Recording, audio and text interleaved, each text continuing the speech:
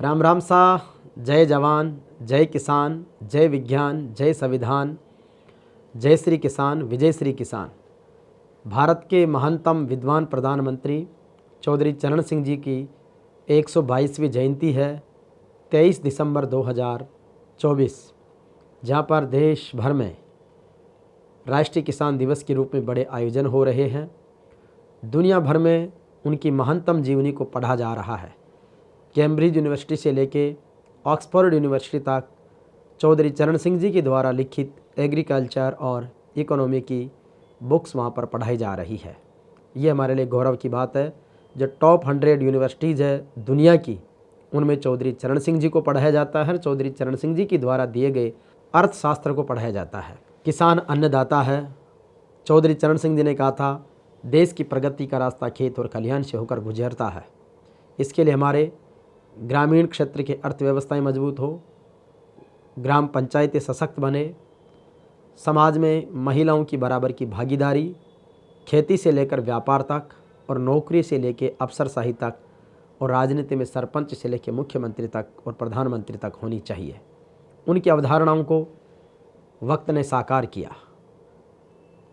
सत्ता और सरकारें तो भले ही उनको रोकती रही, उनकी विचारधाराओं को भी दमन करती रही, लेकिन समय ने उनका साथ दिया और वक्त की रफ्तार ने उनकी विचारधारा को दुनिया की महानतम विचारधारा बनाया। आखिर में उस वक्त का तकाजा ही था कि देश की वर्तमान सरकार को भी चौधरी चरण सिंह जी को भारत रत्न देना पड़ा और अब चौधरी साहब भारत रत्न चौधरी चरण सिंह जी के नाम से विख्यात हैं।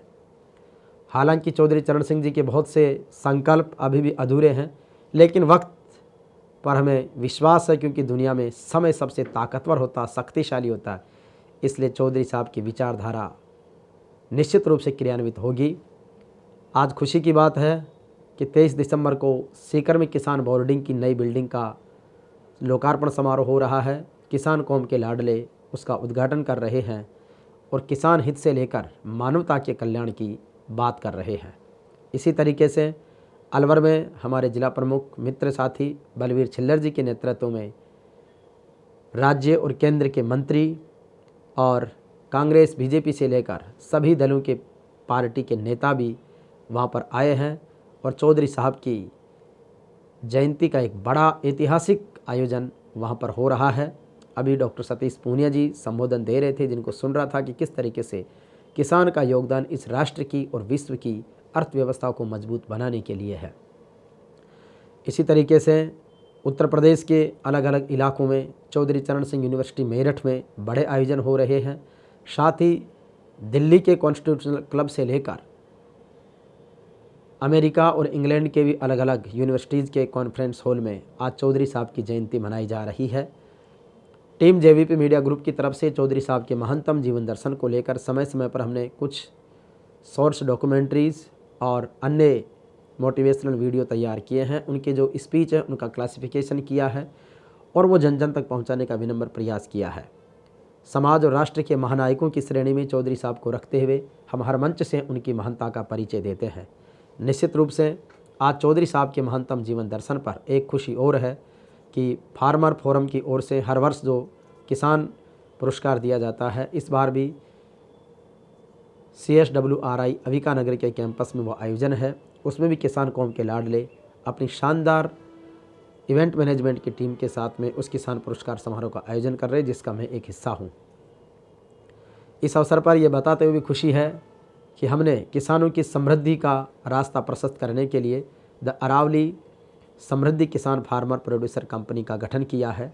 उसमें हम लोग किसान कौम के अलग अलग क्षेत्रों के व्यक्ति उसमें बोर्ड ऑफ डायरेक्टर्स हैं। उसमें मैं भी एक बोर्ड ऑफ डायरेक्टर हूँ और बोर्ड ऑफ डायरेक्टर के नाते ये विश्वास दिलाता हूँ और हम क्रियान्वित रूप से हकीकत रूप से कर रहे हैं कि प्रकृति का जो सबसे अनुपम उपहार है शहद, उस शहद पर हम काम कर रहे हैं।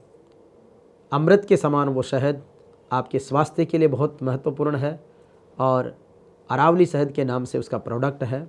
अभी हम पहले फेज़ में प्रॉपर शुद्ध शहद के रूप में आगे बढ़ रहे हैं। इसके बाद उससे मेडिसिन्स भी बनाने का काम करेंगे। इसके अलावा अन्य आयुर्वेदिक औषधियाँ भी बनाएंगे। शहद के अलग अलग फ्लेवर, जिसमें जैसे सरसों के फूल का फ्लेवर है, तुलसी का फ्लेवर है, इसके अलावा अन्य पहाड़ी जड़ी बूटियों का फ्लेवर है, सेब का फ्लेवर है, ड्राई फ्रूट्स का फ्लेवर है, वो सब भी उसमें देखने को मिलेगा। निश्चित रूप से हमारे किसान साथी जो स्किल्ड वर्कर्स हैं वो बहुत अच्छा इसमें काम कर रहे हैं।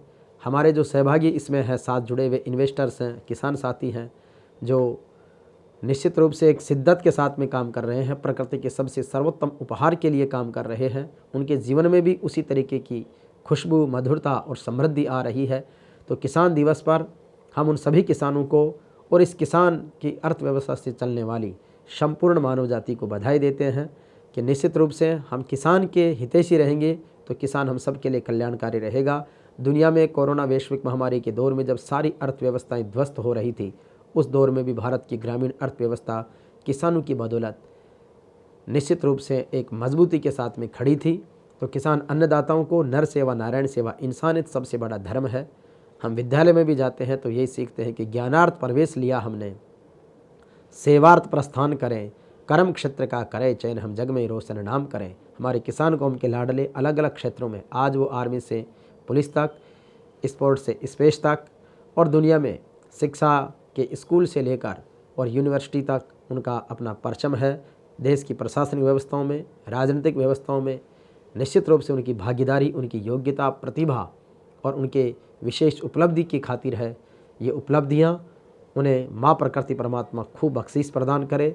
आइए किसान दिवस के अवसर पर चौधरी चरण सिंह जी के उन महान सपनों को, उनके महान भारत बनने की परिकल्पना को हम सब साकार करें। आप सभी को राम राम सा। जय श्री किसान, विजय श्री किसान।